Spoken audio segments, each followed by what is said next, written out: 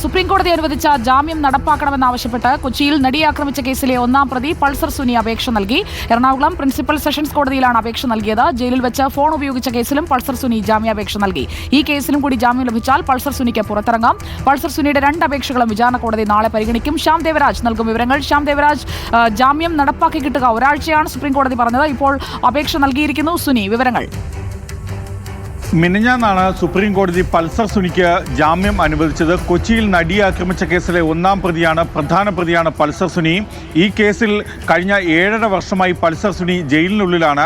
ജാമ്യം അനുവദിച്ച സാഹചര്യത്തിലാണ് ഇതിന്റെ വ്യവസ്ഥകൾ വിചാരണ കോടതിക്ക് തീരുമാനിക്കാമെന്ന് സുപ്രീം കോടതി വ്യക്തമാക്കിയിരുന്നു. ഈ സാഹചര്യത്തിലാണ് പൾസർ സുനിയുടെ അഭിഭാഷകൻ ഈ ജാമ്യം നടപ്പാക്കുന്നതിനായി വിചാരണ കോടതി എറണാകുളം പ്രിൻസിപ്പൽ സെഷൻസ് കോടതിയിൽ അപേക്ഷ നൽകിയത്. അല്പസമയം മുമ്പാണ് ഈ അപേക്ഷ നൽകിയത്. ഈ അപേക്ഷ നാളെ പരിഗണിക്കും. പൾസർ സുനിക്ക് മറ്റൊരു കേസിൽ കൂടി ജാമ്യം ലഭിക്കാനുണ്ട്. അത് ജയിലിനുള്ളിൽ വെച്ച് ഫോൺ ഉപയോഗിച്ചു എന്ന കേസാണ്. ആ കേസിൽ ഇതുവരെയും പൾസർ സുനി ജാമ്യം നേടിയിരുന്നില്ല. ഇത് ജാമ്യം ലഭിക്കാവുന്ന കുറ്റമാണ്. ജയിലിനുള്ളിൽ കിടക്കുന്നതുകൊണ്ട് റിമാൻഡിലായതുകൊണ്ട് തന്നെ വിചാരണ കോടതിയിലാണ് ഇത് സംബന്ധിച്ച ജാമ്യാപേക്ഷ നൽകുന്നത്.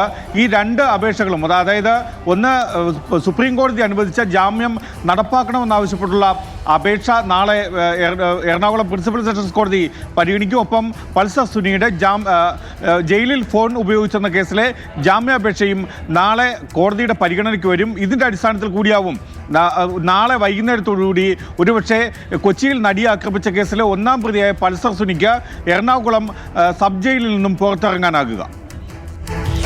ശ്യാം ദേവരാജാണ് വിശദാംശങ്ങൾ നൽകിയത്.